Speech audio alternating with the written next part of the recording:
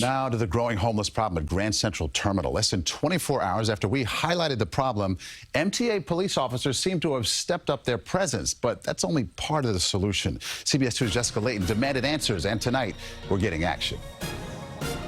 When Tamarsha Sandiford got to work at her stir-fry kitchen Friday morning, there was a homeless man already waiting for her at the counter. The biggest problem right now is the homeless issues in Grand Central. She says more than ever, they take over the area where she's trying to serve food, harassing employees and customers for money. It's bad for business. Some say the Grand Central dining concourse is so overrun with men and women passed out, slumped over, digging through trash and getting violent, it has forced them to consider closing.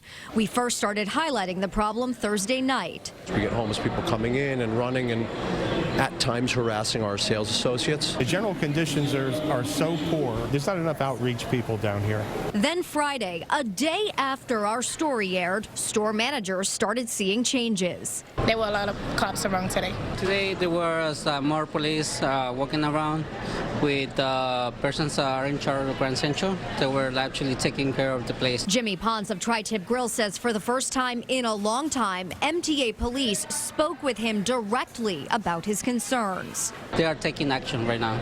Action many restaurateurs say is long overdue. We demanded answers from MTA police. The consistent complaint I have heard this week is that we don't see enough patrols.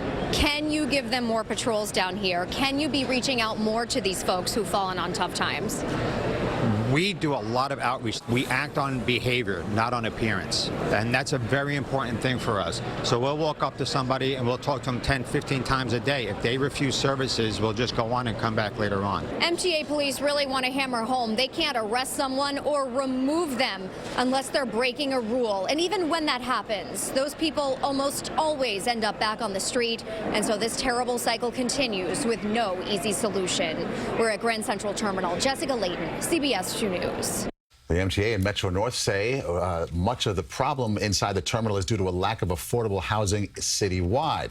The city's Department of Homeless Services says it welcomes help from state agencies in addressing what it calls a statewide problem.